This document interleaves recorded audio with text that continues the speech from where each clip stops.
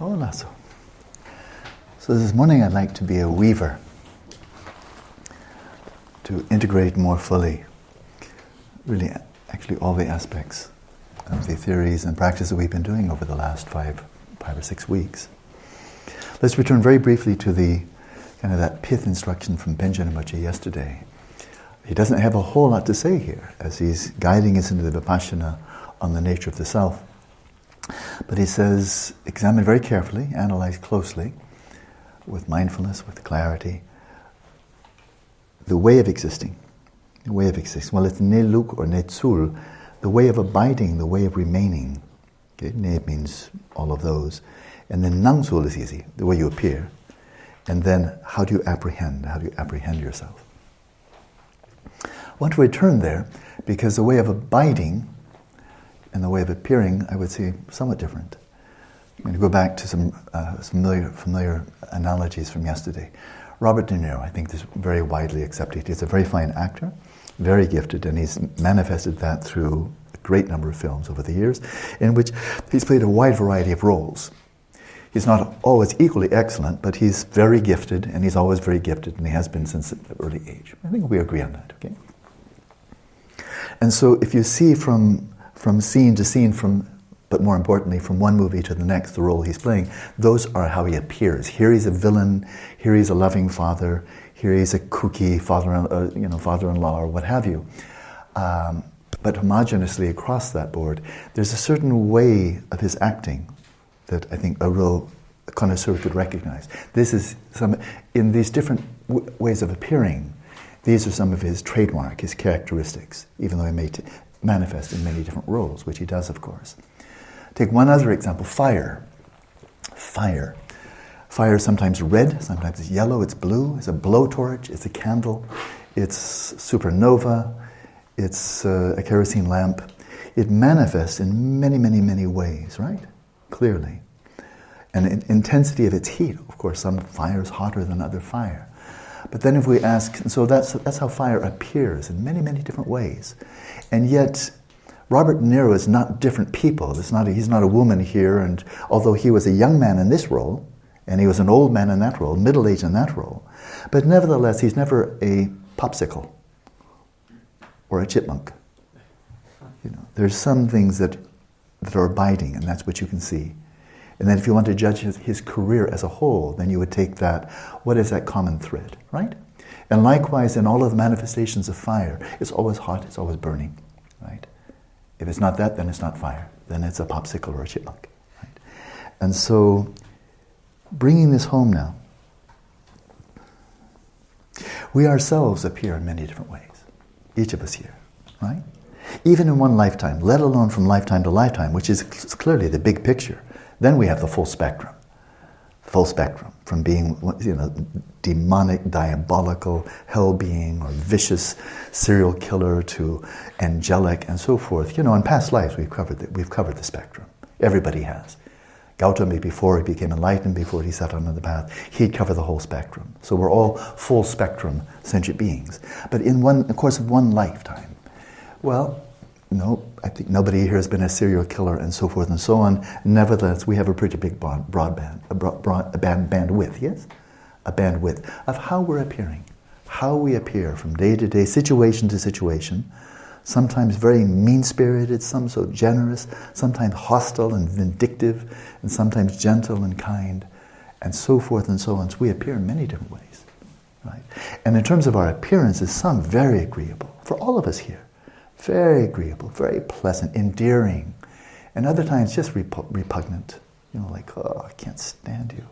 Your behavior, the way you appear, the way you act, the way you're thinking, the way you're talking. At least I'm talking first person here. And yet, where's the common denominator? What's the way of abiding? What abides? Just for one individual in one lifetime. What can you see as, here's Robert De Niro in this role as a young man, and here he is, and here he is, and here he is, but definitely you can recognize him, right? There's something common, the way of abiding, something that abides through. And I'm speaking about him just as an actor, not as in role as a father, a husband, a grandfather, and so forth and so on. That's something outside. I'm just giving that bandwidth of him as an actor. And here we are as sentient beings, as human beings. This is the role we're playing in this particular lifetime. But within that, of course, while he is an actor, but he might not have been always an actor, maybe he had a profession before then, I don't know. But here we are as human beings. But within that context as human beings, what is abiding? What is abiding? That every single day, in all of our manifestations, from the most angelic to the most demonic and vindictive and so forth, what's abiding? What's abiding, right?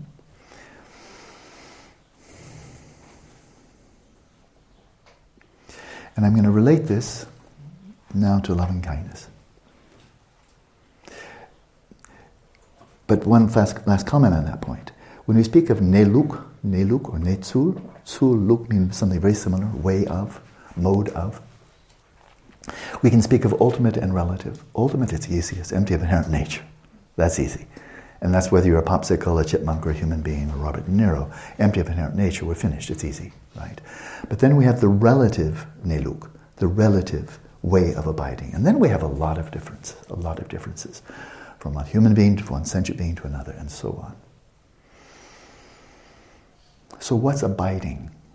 What's abiding now on this relative level, which is where all the tremendous diversity is, the richness, the range, the color, right? Because emptiness is simple, is it? Emptiness of inherent nature, right?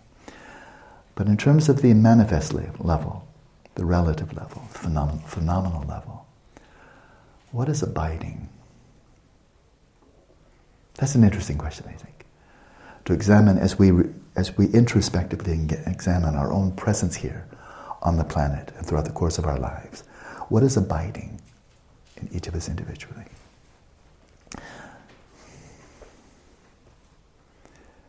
I find so interesting dreams, and especially lucid dreams, where when you're in the midst of a lucid dream, you are viewing everyone in the dream, let's say from the perspective of the substrate consciousness, because that's where you just came from.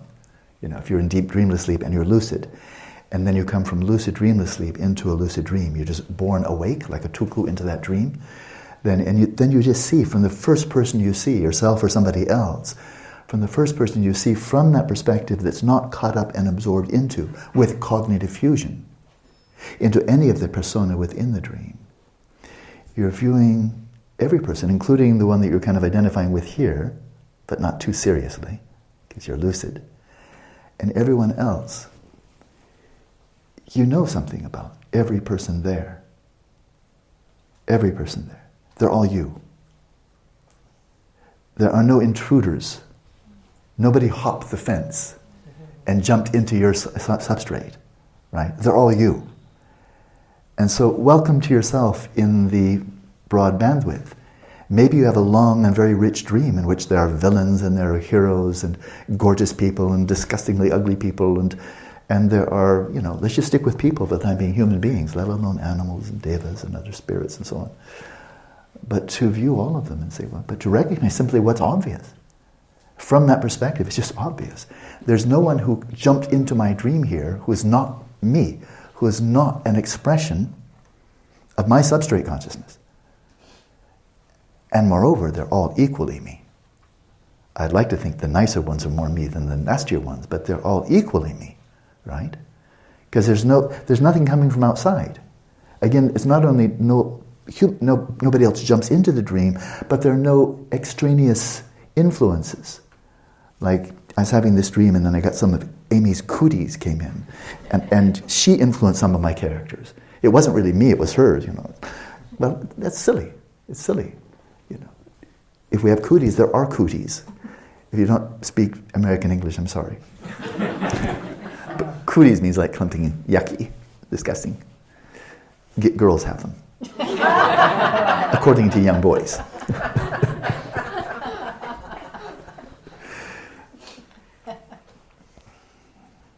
But that's interesting though, isn't it? Within the dream, everybody you're viewing as yourself. It's a society of your mind, to use Marvin Minsky's term. But literally it's populated only by reflections refracted, like light refracted. Like these are all refracted appearances of yourself and no one else. That's interesting. So to develop loving kindness within a dream would be to see the commonality between all these appearances and knowing that in fact they're all you. From the waking state, our waking state, if you're a Vidyadhara and you're resting in Rigpa, right? You're resting in Rigpa. You're Vidyadhara, so that's your job now. Your job is no job. Your job is not doing. Your job is simply dwelling free of activity without activating your sentient being mind. This particular sentient being mind. You're simply viewing all phenomena from the perspective of Rigpa. That's where you have open presence, right? Viewing from Rigpa. That's the Dzogchen view. From that perspective, all sentient beings you see are you. All sentient beings are expressions, creative expressions, effulgences of, and here's the emphasis, of your own pristine awareness. Not God as somebody else, or Buddha Shakyamuni or Buddha Maitreya. Nobody jumped the fence into your Dharmadhatu and into your Rigpa. They're all equally and without exception nothing other than displays of your own Rigpa. And that goes for the most vile people who have ever manifested on planet Earth. And there are some pretty vile ones, we know. As well as everybody, the whole spectrum from hell realms to pure lands. And they're all equally, with equal purity, seen as displays of yourself. So we recall a quote that I've already cited in our notes for this retreat from Dujum Lingpa, that is Padmasambhava, the Vajra essence, saying that Rigpa is ultimate bodhicitta. Realize Rigpa, view reality from the perspective of Rigpa. You are viewing reality from the perspective of ultimate bodhicitta, and relative bodhicitta spontaneously emerges from that. You do not need to look elsewhere to generate, in some contrived, dualistic, grasping kind of way, bodhicitta. If you've tapped into Rigpa, it comes out for free. It's freely manifest because it's simply an expression of the relative, is an expression of the ultimate. And so insofar as you're resting in Rigpa, then bodhicitta is there. Bodhicitta is just the natural and the only realistic response to all sentient beings. And of course it's imbued with the four greats, with Mahamaitri, Mahakaruna, Mahamudita, Mahaupeksha, and of course the four immeasurables, they're all there. They're all implicit in bodhicitta, right? So tap into the one and you view the many with just sublime bodhicitta.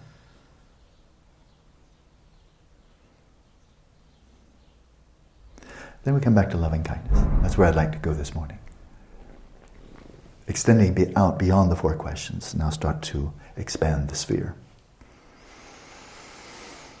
I find Buddhaghosa's analysis of all the four immeasurables, the four divine abidings of Brahmabhad, I find it just simply brilliant. I mean, breathtaking, deep, incisive, loving, and wise.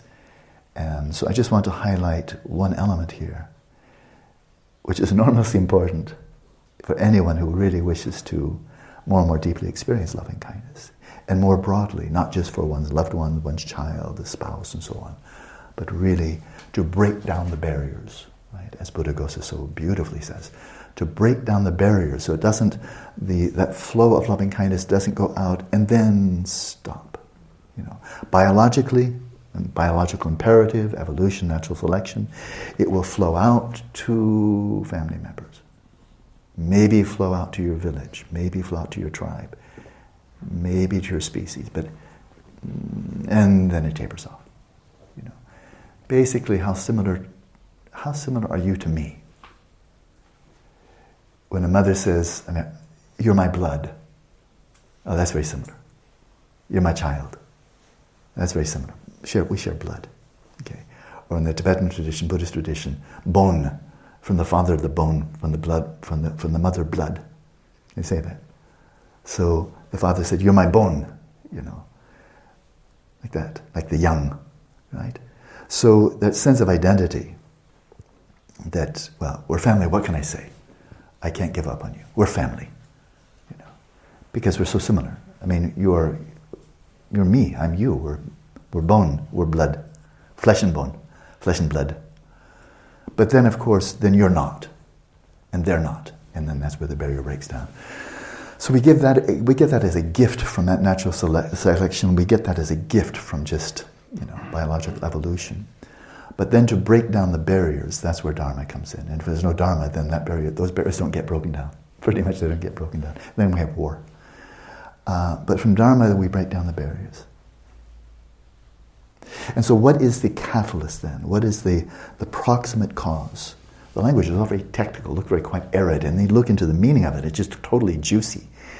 What is it that triggers, catalyzes, arouses in a very immediate way the sense of loving kindness? And it is, I'm sure many of you will remember, it's extremely important. If you've not learned it, then I would suggest learn it and memorize it and keep the memory alive for the rest of your life. It's seeing the lovable quality. Seeing the lovable quality, the lovableness, the endearing quality. The quality of the other that makes that person worthy of affection, of warmth, of love, of kindness, of loving kindness. That. If we don't see that, if that's not perceptible, then we may go through the routine. We may display behavior. It may be genuine, it may be altruism. We can behave altruistically without being altruistic. And that's better than behaving maliciously. One can behave generously without being generous.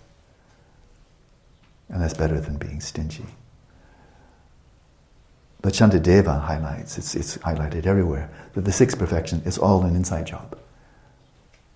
The six perfections are all qualities of the mind. They're not qualities of behavior. Behavior is the outer glow. But generosity is not how big your check is, or how often you're making gifts. If you're living as a solitary yogi in solitude, well, you're not going to be making gifts to many people. But you may be simply an embodiment of generosity. And likewise, ethics, patience, enthusiasm, meditation, and wisdom, it's all an inside job, right? And what we see is simply the outer manifestation of that. But if there's no inside, then it's not an expression. It's not actually generosity in Buddhist view. It's just writing a check or doing some work for somebody. This is a real interesting point, deep point. People often don't appear lovable. People often display attitudes and behavior. They speak in such ways where we can surmise their attitude, and they're not lovable. They're really quite sometimes awful or trivial or petty or disagreeable and disgusting and so forth. The way people speak on occasion is just deplorable, really just awful, And the way people behave on occasion, same, of course. And there's just, and that's the end of the story. There's no happy face on that one. If a father is beating his child, there's no happy face on that one. There's no way, well, what do he means well? No, he's beating his child. It's deplorable behavior. So there is no fooling around here, pretending. There's behavior, there's speech, there's attitudes, there's ways of thinking, intentions, and so forth that are really, really, really toxic. Root of misery throughout the world. So where's the lovable quality? And this is why I started with Robert De Niro. And that what abides? What abides? If we point to even the greatest villains in history, and we have some pretty big top items there, individuals and communities, where you look at their behavior and you almost faint just by the sheer grotesqueness of it. Not all the time. Not all the time. I'm not going to give an example. You can find your own example. Whoever comes to mind. Think of that person when he or she was 3 years old and 5 years old and maybe falling in love or tending a garden or looking after his or her dog and so forth. Nobody can maintain that 24 hours a day throughout a lifetime, no matter how deeply damaged their minds are. Nobody can do that. Nobody can be that constant. And nor can we. We can get into really bad moods. We can get into real ruts that are really quite harmful and toxic, but not all the time. So where's the level of quality? If we're attending to the mode of appearance, it's going to be like weather, right? And that's regarding ourselves. When you're an Arya Bodhisattva, you're set. Then you have a green card. Then it's fine. But until then, as long as you're an ordinary sentient being, like somebody like me, you have your good days and your bad days. And so if our loving kindness as we direct loving kindness to others, if it's going to be based upon the namsul, the way of appearance, then it's going to be fair weather loving kindness, like a fair weather friend, friendly when the person is nice and then not, and so forth. So it can't be that. It'll never be immeasurable loving kindness. If it's responding to, how are you appearing today? Like if you're a spouse and you wake up in the morning, you look over at your spouse, okay, what's it going to be today? I have to see whether I love you today. Well, I guess I'm not a marriage, that's just going to, whatever, something else. So it has to be something deeper, netsu, the way of abiding, So I want to wrap this up. I'm eager to get back to the practice. But I want to tie all of this together. The wisdom teaching there from Panchen Lozang, the teachings on loving kindness from Buddhaghosa, our day-to-day practice in retreat, and then I'm giving you your traveling papers. And that is, what can you bring to the airport? Shamatha probably not so much, right? And onto the airplane, and with your family, and back into the city, back into the job. What are your traveling papers? What can you carry with you? That you can know, it's like a credit card. You can just use it anywhere. Whether you're in Ulaanbaatar, or you're in Rio de Janeiro, or you're in Sydney, the credit card you can pretty much use anywhere. The 4 immeasurables you can use anywhere, right? You really can. In solitude, and with the most difficult people you've ever encountered in your life. That's what you can carry with you, your traveling papers. The lovable quality. In the Mahayana tradition, we have these 2 routes, a Sangha route, Maitreya, a Sangha route, and then we have the Manjushri Shantideva route. And the Maitreya Asanga route is our right. We're about to launch out on the path of cultivating bodhicitta. And the first point is just a statement of fact that all sentient beings have been your mother. Every single one has been your mother at some time in the past. And mothers are loving and caring, and we owe them an immense debt of gratitude.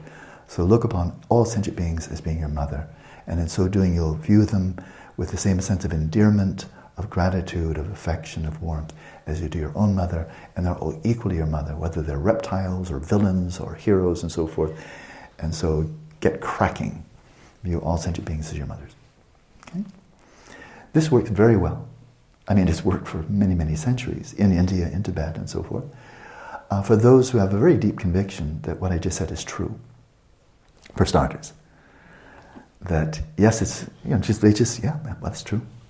You appear differently. I don't recognize you from past lives, but yes. There are people that just say, but that's true, of course, yeah, so let's carry on. That's one necessary thing. If you don't think it's true, then you got no basis. It's like saying, let's start with a fairy tale, then proceed from there. So that's one point. But the second point also is poignantly evident when Tibetan lamas and others teach Tibetan Buddhism in the West. And I've heard this so many times, view all sentient beings in your mother, and then their hand pops up. You don't know my mother. She is so neurotic, and she was awful, and I've gone through years of therapy trying to get over the way she, displayed her mental afflictions all over a kid, like, projectile vomiting. And if I viewed all sentient beings as my mother, I wouldn't like any of them. So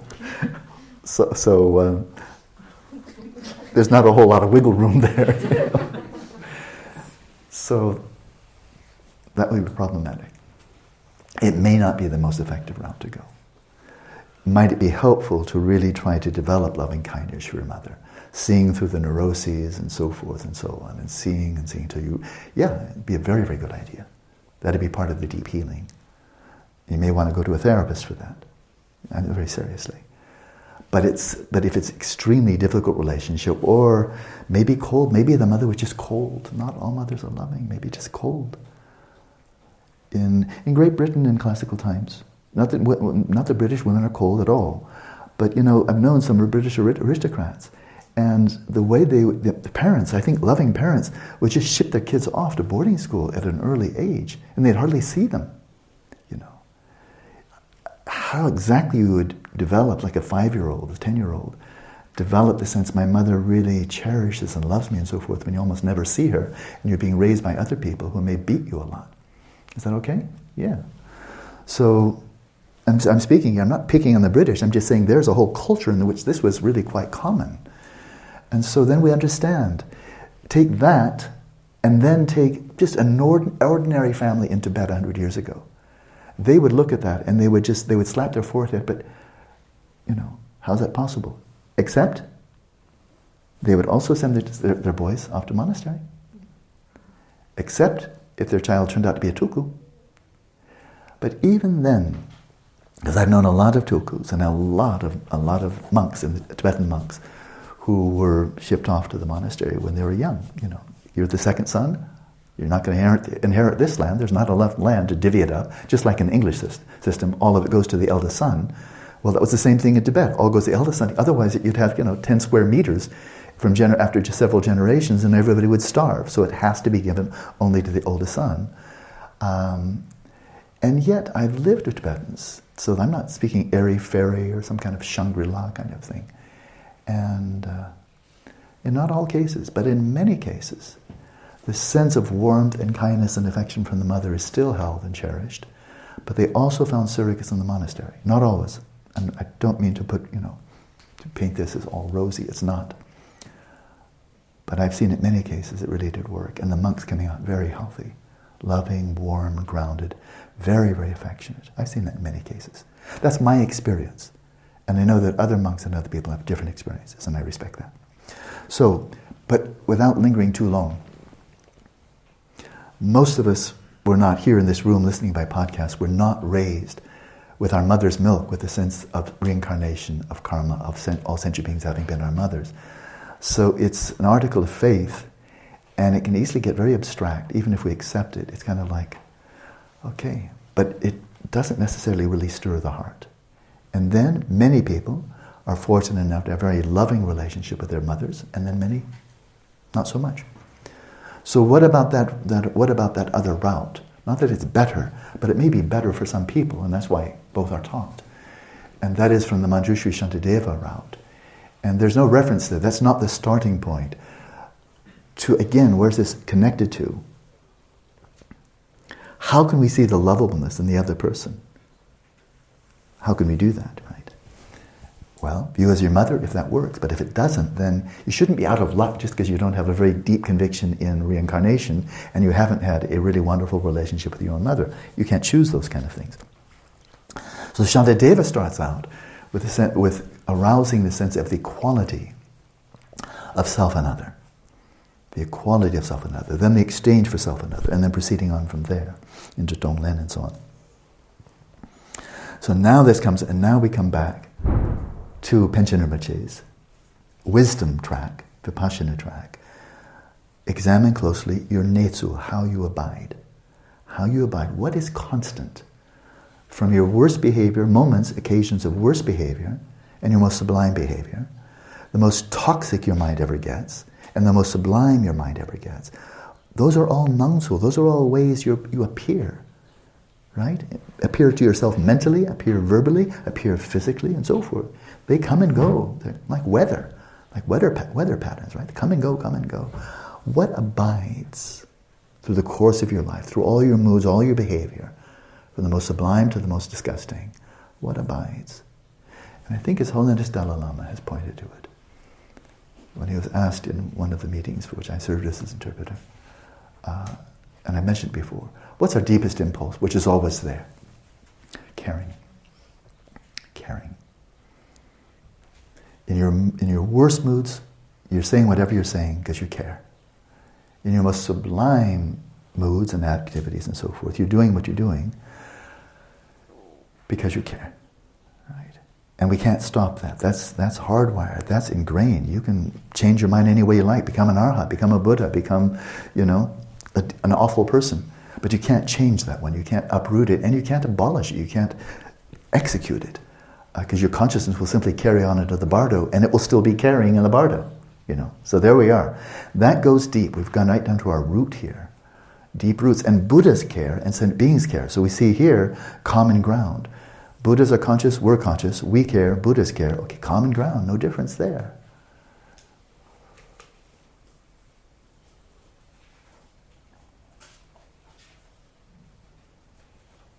sometimes the way we express our caring is very harmful. And that goes for everybody. When we think of the biggest villains of history, of individuals and communities, who've done the most just inconceivably awful things, they are doing it because they care, right? Yeah. Extinctions of whole peoples and so forth. They're doing it. Extinction, the treatment of animals and so forth. They're doing it because they care. But of course the caring goes this far and then doesn't. And all the awful behavior goes for the other side of the fence, right? This itself, which is the words here are meditate. I'm meditating. I'm just following this. What is right there in the Buddha nature, right down to the core, right down to the ultimate ground, is caring. The Buddha rose, the Buddha achieved enlightenment out of caring. The Buddha stood up from his seat in Bodh Gaya and set out on his long walk, the long march, because of caring.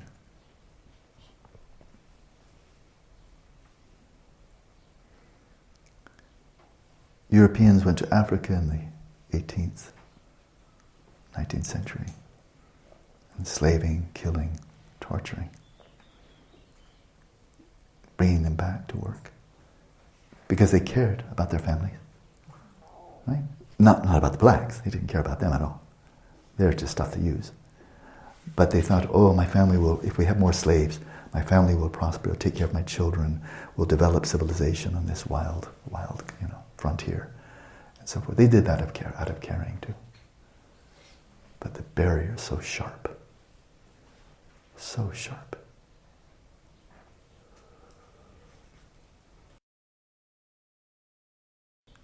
But when a person expresses caring without it being disfigured on the way out, it's coming from Buddha nature, right? It's coming from there and then manifests in words, facial expression, behavior, and so forth.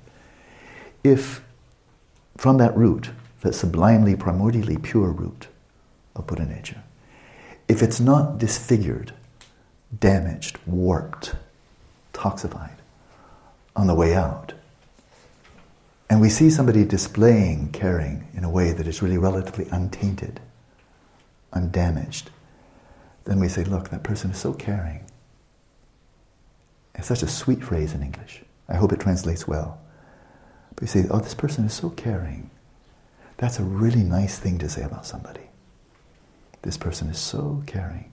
And as soon as you say that, think of anybody, you know people.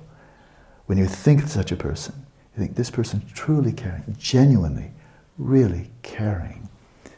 When you think that and that person comes to mind, loving kindness comes, doesn't it? Because it's a lovable quality. This mother is so caring for children. This teacher is exceptional, so caring for her students. This politician really entered into public service. To be of service, really took it seriously. This is public service. To try to take care of the community, try to serve the voters, serve the population, serve the country.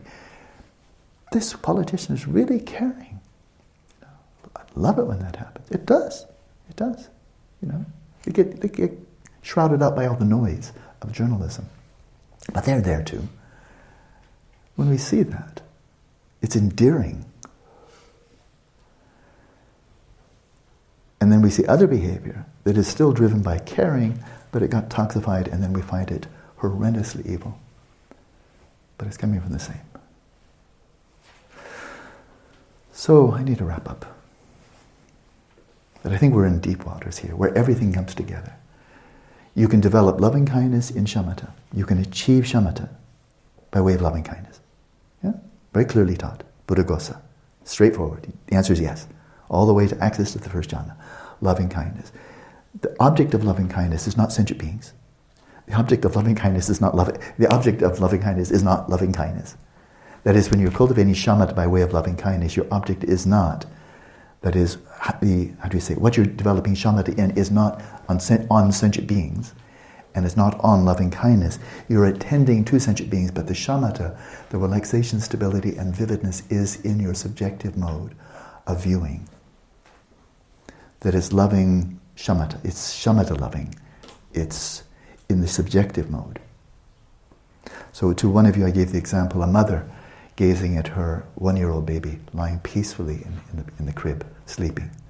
And the mother gazes at the child, her beloved child, maybe her firstborn. And she just comes in at the soft lighting just to check in on the child. And she just sees the child is sleeping peacefully. And she simply gazes. And with no effort, just the flow of caring, of love, of affection, of warmth flows unimpededly, effortlessly. And she may linger there. And she doesn't, it would be so silly to clutter that with thinking, may you be well and happy, may you find the causes of happiness, may you might find eudaimonic well-being too. You know, it's kind of like all of that talk and all the visualization and sending a child rays of light and so forth. All of the techniques are really to bring forth what she has already got. She's already resting in loving kindness. All the other techniques, all the other methods, thinking, imagining, visualizing, and so forth, is all just to bring forth that which she has naturally for her child. And so she's resting, and she lingers there for a minute, 5 minutes, and so forth. She's resting in shamatha of loving kindness, which is directed towards her child. But then if she's very deep, maybe she's really a deeply Dharma practitioner as well, then she takes her eyes off the child. Listening now, let's just pop it up, and it's a 10-year-old child. But the same thing, the same affection is there. And then she looks over and into another bed in the child's room, and it's your child's best friend who's there for a sleepover, right? And no blood connection at all. But and then she sees this child, and it's so similar to her own child. And she looks upon this child, and it's just seamless, like, and then, and the water just keeps on flowing. And here's a child who's equally precious, and without having to think or reason or visualize, just gazes upon this child, sleeping quietly, peacefully in bed. And the loving kindness is there. And then maybe she goes out to the window and just looks at the street below and people walking up and down on the street and cars going by. And it's flowing there, right? Same. And then she just sits quietly with nobody particular come to mind. And she can still maintain that. Right?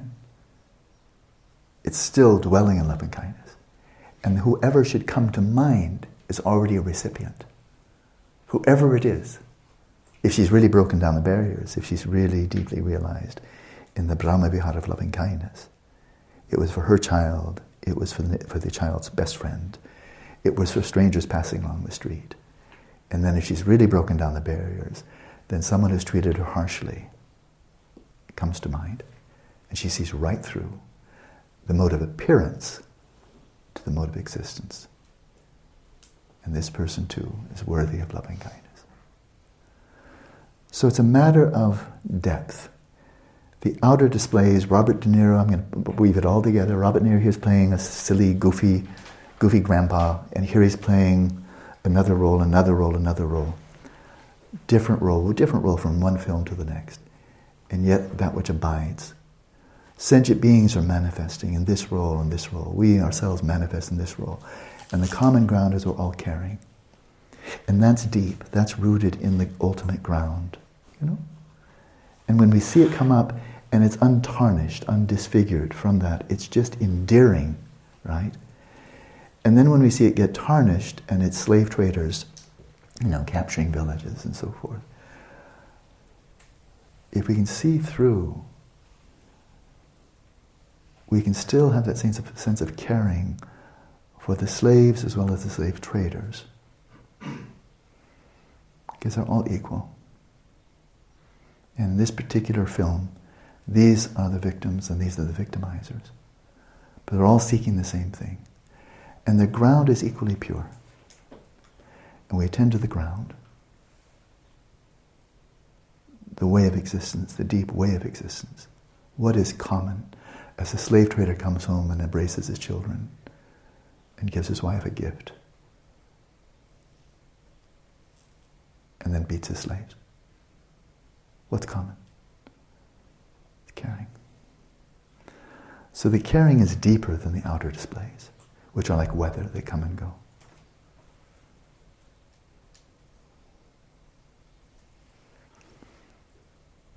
So the loving kindness is rooted deeply in reality.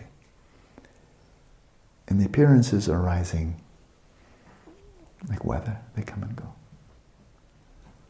So where this really comes back to, where it's a complete merger of the Vipashyana and the loving kindness, is can we direct our awareness inwards and see someone who is worthy of loving kindness, someone who's lovable? And the answer is yeah, I think so, sure. Penetrate through the myriad modes of appearances to the way you abide, and the way you deeply abide, and the way you abide from your ground. And it's just pure caring. Pure caring. And you are a deeply caring person. Everyone is. And therefore lovable. So, maybe something like that. Robert De Niro, Buddhaghosa, Panchen Lozang Chökyi, Shamatha, Vipashyana, loving kindness, bodhicitta. All the same story. So, please find a comfortable position.